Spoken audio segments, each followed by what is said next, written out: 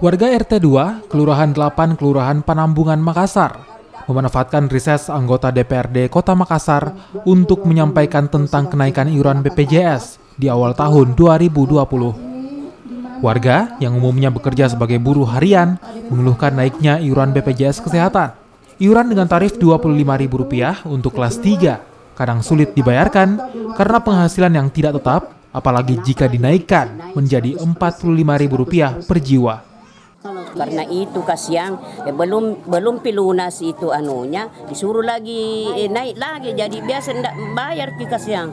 Banyak mengeluh ini masyarakat yang tidak membayar.